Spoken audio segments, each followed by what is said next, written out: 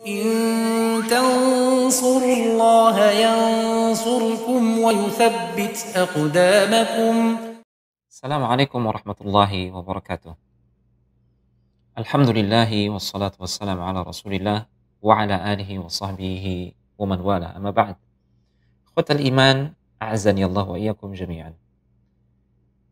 Kembali kita akan mengkaji matan kitab Al-Qawaidul Arba' yang ditulis oleh Al-Imam Muhammad ibn Abdul Wahhab At-Tamimi rahimahullahu ta'ala rahmatan wasi'ah. Sekarang kita akan masuk ke Al-Qa'idatu Ats-Tsalitsah, kaidah atau prinsip yang ketiga. Beliau mengatakan, Anna Nabiy sallallahu alaihi wasallam dhahara ala unasin mutafarriqina fi ibadatihim. Kita perlu mengetahui bahwasanya Nabi sallallahu alaihi wasallam dhahara ala unasin. Beliau muncul di tengah-tengah manusia atau di hadapan manusia yang berbeda-beda terkait ibadah mereka. Ibadah-ibadah mereka itu berbeda-beda. Minhum man ya'budul malaikah. Ada di antara mereka yang dihadapi oleh Rasulullah SAW orang-orang yang beribadah kepada malaikat. Wa minhum man ya'budul anbiya'i was salihin. Di antara mereka ada orang-orang yang beribadah kepada para nabi dan kepada orang-orang saleh. Wa minhum man ya'budul ashjar wal ahjar. Ada di antara mereka juga yang beribadah kepada pepohonan dan bebatuan.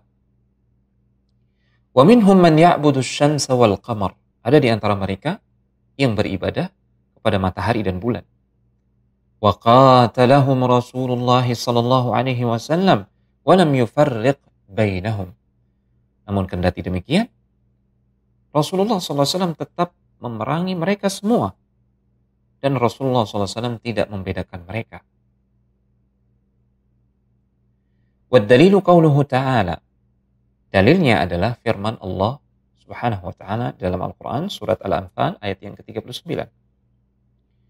وَقَاتِلُوهُمْ حَتَّى لَا تَكُونَ فِتْنَةٌ وَيَكُونَ الدِّينُ كُلُّهُ لِلَّهِ.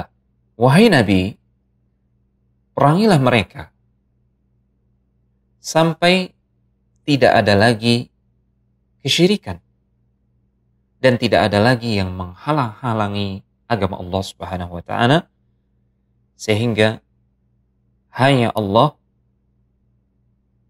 yang ditaati dan diibadahi. Tidak ada sekutu baginya. Ayat yang mulia ini jelas menggambarkan kepada kita bahwasanya Rasulullah SAW diperintahkan oleh Allah Taala untuk memerangi orang-orang yang mencegah agama Allah, tauhid dari manusia. Wa dalilus syamsi wal qamari qauluhu ta'ala. Dalil bahwasanya ada di antara orang-orang musyrikin yang dihadapi oleh Rasulullah SAW, ada di antara mereka yang beribadah kepada matahari dan bulan.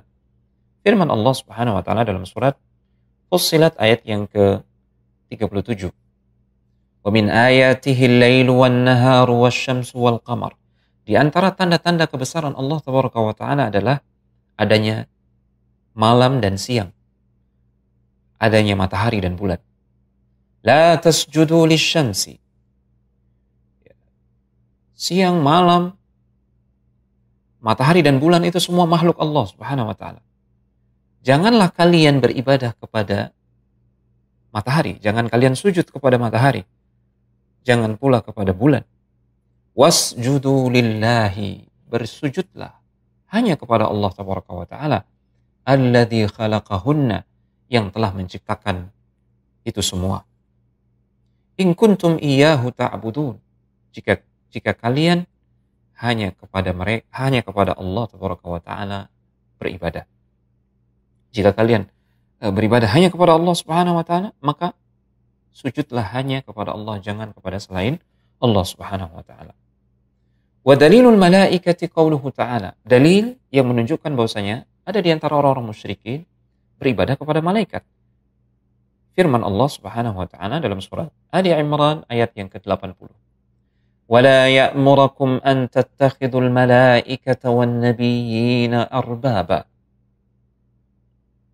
Allah Subhanahu wa taala tidak pernah memerintahkan kepada kalian untuk menjadikan para malaikat itu dan menjadikan para nabi sebagai sesembahan-sesembahan selain Allah Subhanahu wa taala. Wa dalilul anbiya qauluhu ta'ala. Dalil yang menunjukkan bahwasanya ada di antara orang-orang musyrikin yang dihadapi oleh Rasulullah SAW, ada di antara mereka yang beribadah atau menyembah para nabi. Terdapat dalam surat Al-Ma'idah ayat yang ke-116. Wa idh qala Allahu ya Isa ibn Maryam a anta qulta lin-nas ittakhiduni wa ummiya ilahaini min dunillah. Manakala Allah Tabaraka wa Ta'ala berfirman kepada Isa putra Maryam, wahai Isa, engkaukah yang telah mengatakan kepada manusia, jadikan aku dan jadikan ibuku sebagai dua Tuhan yang disembah selain Allah Subhanahu wa Ta'ala? Qala subhanak. Nabi Isa alaihi salam menjawab, maha suci engkau, ya Allah. Ma yakunu li an aqula ma laysa li bihaqqin. Tidak layak bagiku untuk mengucapkan sesuatu yang tidak hak bagiku. Aku tidak berhak untuk itu. In kuntu qultuhu faqad alimta. Jika aku pernah mengucapkan ucapan tersebut, jika aku pernah menyeru manusia untuk beribadah kepadaku dan kepada ibuku Maryam, sungguh engkau pasti telah mengetahuinya. Ta'lamu ma fi nafsi wa la a'lamu ma fi nafsik. Sungguh engkau maha mengetahui apa yang ada pada diriku, dan aku tidak mengetahui apa yang ada pada dirimu. Innaka anta 'allamul ghuyub. Sungguh engkau maha mengetahui perkara-perkara yang gaib. Ayat ini tegas sekali menjelaskan kepada kita bahwasanya ada di antara orang-orang musyrikin yang menyembah Isa alaihissalam dan menyembah ibunya, Maryam. Sekalipun keduanya, kita tahu Nabi Isa adalah Nabi yang memiliki kedudukan yang tinggi di sisi Allah. Demikian pula dengan ibunya. Kendati demikian, ini termasuk kesyirikan yang dibenci oleh Allah Subhanahu wa taala. Wa dalilus salihin qauluhu ta'ala.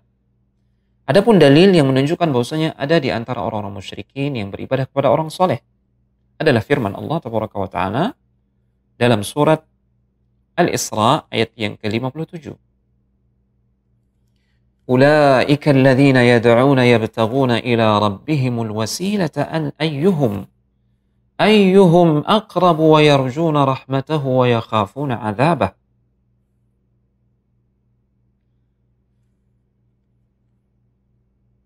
Mereka orang-orang yang diibadahi, yang diseru oleh kaum musyrikin itu, mereka justru mencari wasilah, mencari jalan menuju Rabb mereka. Ya.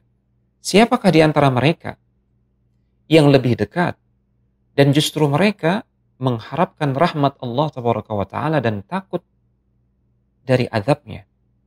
Jadi orang-orang saleh yang diibadahi oleh orang-orang musyrikin, mereka sendiri orang-orang saleh ini ya mencari jalan melalui ibadah mereka, ya, melalui amar mereka, mencari jalan untuk bisa dekat kepada Allah Subhanahu wa taala, dan mereka takut kepada azab Allah Tabaraka wa Ta'ala, mengharapkan rahmatnya. Ya. Kalau yang disembah ini saja menyembah Allah, berlindung kepada Allah, mengharapkan rahmat Allah, maka kenapa orang-orang musyrikin ini menyembah mereka? Kenapa tidak mengikhlaskan, memurnikan ibadah hanya kepada Allah secara langsung? Wa dalilul asyjari wal ahjari qauluhu ta'ala. Adapun dalil yang menunjukkan bahwasanya kaum musyrikin ada di antara mereka yang beribadah kepada pepohonan dan bebatuan adalah firman Allah Subhanahu wa taala dalam surat An-Najm ayat yang ke-19 dan ayat yang ke-20. Allah berfirman, "Afara'aytumul Lata wal Uzza wa Manata ats-tsalitsata al-ukhra?" Tidakkah kalian melihat wahai kaum musyrikin bahwasanya Tuhan-Tuhan yang kalian sembah ini, yang kalian anggap sebagai Tuhan, Lata, Uzza, dan Manat yang ketiga, apakah mereka menguasai kemanfaatan dan kemudaratan? Mampukah mereka mencegah mudarat dari kalian? Mampukah mereka mendatangkan kemanfaatan buat kalian?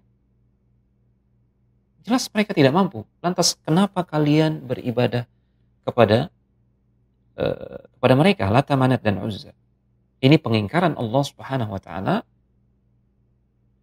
kepada kaum musyrikin yang beribadah kepada Lata, Uzza, dan Manat yang kita tahu disimbolkan oleh kaum musyrikin dalam wujud pepohonan dan patung batu. Ya. Wa hadithu Abi Waqid Al-Laythi, dan di antara dalil yang menunjukkan hal ini bahwasanya ada di antara kaum musyrikin yang beribadah mengharapkan keberkahan dari pepohonan adalah hadis dari Abu Waqid Al-Laythi radhiyallahu ta'ala anhu, bahwasanya beliau mengatakan, kharajna ma'an Nabi sallallahu alaihi wasallam ila Hunain. Kami pernah keluar dalam rangka berjihad di jalan Allah Subhanahu wa taala bersama Nabi sallallahu alaihi wasallam menuju Hunain. Wa nahnu hudatsa'u 'ahdin bi kufrin. Dan kami ketika itu baru saja terbebas dari kekufuran. Dalam artian mereka adalah orang-orang yang baru saja masuk Islam. Walil musyrikin sidratun ya'kufuna 'indaha. Dan kaum musyrikin lazim mereka itu memiliki sebuah pohon. Mereka ya'kufuna 'indaha. Mereka beribadah di sekitar pohon tersebut. Wa yanutuna biha aslihatahum. Dan mereka juga menggantungkan senjata-senjata mereka di pohon tersebut, pohon yang mereka anggap keramat. Yuqalu laha dhatu anwat. Pohon tersebut dinamakan dhatu anwat. Famararna bisidratin faqulna. Maka ketika itu kami melintasi sebuah pohon dhatu anwat. Faqulna ya Rasulullah. Kemudian kami katakan kepada Rasulullah, wahai Rasulullah sallallahu alaihi wasallam, ij'al lana dhata anwatin kama lahum dhatu anwat. Wahai Rasulullah sallallahu alaihi wasallam, buatkan untuk kami dhatu anwat sebagaimana orang-orang musyrikin itu juga memiliki dhatu anwat. Kami ingin menggantungkan pedang-pedang kami, ya, mengharapkan kesaktian dari pohon dhatu anwat tersebut. Dan kita tahu dalam kelanjutan hadis ini Rasulullah SAW marah besar mengingkari permintaan mereka tersebut, dan Rasulullah menyamakan permintaan mereka ini seperti permintaan Bani Israel yang minta untuk dibuatkan berhala kepada Musa alaihissalam, dan Musa alaihissalam ketika itu juga mengingkari permintaan Bani Israel tersebut. Intinya dari kaidah yang ketiga ini, Syekh rahimahullah ta'ala ingin menjelaskan kepada kita bahwasanya tidak ada bedanya beribadah kepada Nabi, beribadah kepada orang saleh, sama saja dengan orang yang beribadah kepada bebatuan dan pepohonan. Sama-sama perbuatan kesyirikan dan sama-sama pelakunya dihukumi sebagai orang-orang musyrik.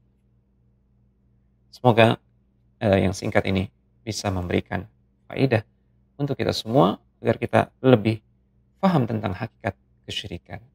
Demikian, wassalamualaikum warahmatullahi wabarakatuh.